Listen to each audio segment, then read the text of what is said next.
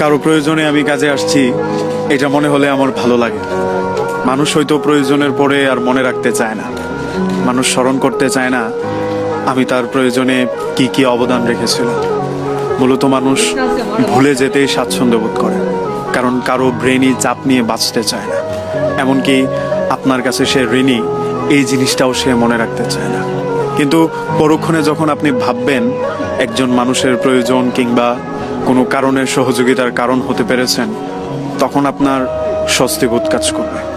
এই জিনিসটা তখনই হবে যখন আপনি একটা মানুষকে নিঃস্বার্থে উপকার করবেন। তাই মানুষকে কিছু করে দেওয়ার পর এটাতে কোনো স্বার্থ খোঁজা প্রয়োজন নেই। একজন মানুষ আমার দ্বারা উপকৃত হয়েছে, এটাই অনেক। এখন সে যত কাছেরই হোক না কেন, সেই প্রতিকার আপনি ভুলে যান যে আমি তার জন্য এইটা করেছি, সে আমার জন্য সেটা করবে। আমি তার জন্য এইটুকু করেছি, সে আমার জন্য এইটুকু করতেই হবে। এই বাধ্যবাধকতা থেকে যখন আপনি বেরোতে পারবেন, তখন দেখবেন পৃথিবী আর কঠিন না। তখন আর মানুষের উপকার করতে আপনার মনে খটকা বাজবে না।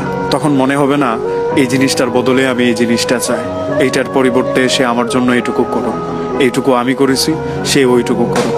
এই জায়গাটা থেকে বেরিয়ে গেলে তখন আপনি শান্তিতে থাকতে পারবেন। আপনার একটা প্রশান্তির ঘুম হবে, তৃপ্তিতে বেঁচে থাকা একটা সম্ভাবনা তৈরি হবে।